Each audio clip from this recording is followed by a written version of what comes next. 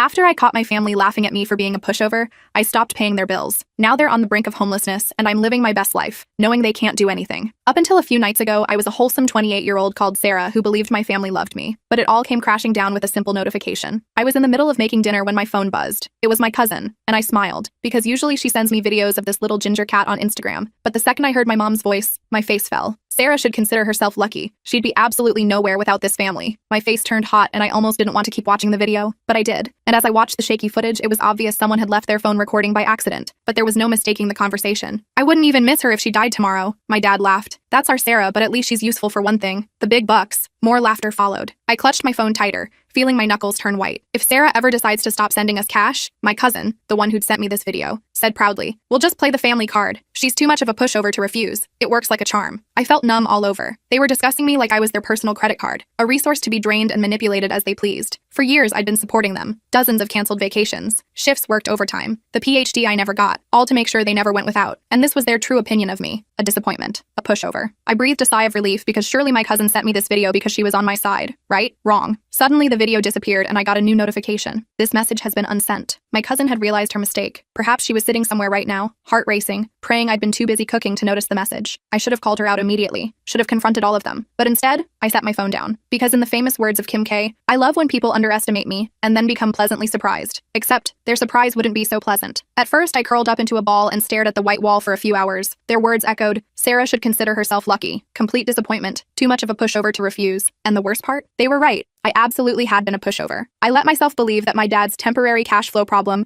somehow lasted 5 years, and resulted in me paying his mortgage for all 5 of those years. My brother's college expenses, which he abandoned after 2 semesters, leaving me with the debt. My mom's constant emergencies that mysteriously aligned with my paydays. The family vacations I funded but couldn't attend because I was working extra shifts to cover their expenses. I'd always done it without question because that's what family does, right? But that single video destroyed every illusion I'd carefully constructed to make myself feel better about being used. And now I had the upper hand because they thought they'd gotten away with it. And their next payment was due in a few days. But this time, things would be different. The following morning, everything felt off. The sunlight filtering through my blinds was the same. My coffee tasted normal, but I felt like I was watching my life from a distance. It was as if I'd been living in a hazy dream and had suddenly woken up to reality. My phone buzzed with a text from my mom. "Morning, honey. Just checking in. Hope you're well." I stared at her message. Too normal. She never texted just to check in. Had I really never noticed this pattern before? Sure enough, minutes later. "Oh, by the way, rent's due soon. Can you transfer it by Thursday? Love you, BTW." There it was, the familiar pattern, but I wasn't playing along anymore. The "love you" at the end felt especially hollow now, just another manipulation tactic. Muscle memory kicked in, and I started to type my usual, "of course," or "no problem" response, maybe even apologize for taking too long. But instead, I deleted everything and simply replied, "I can't this month." I set my phone down and waited.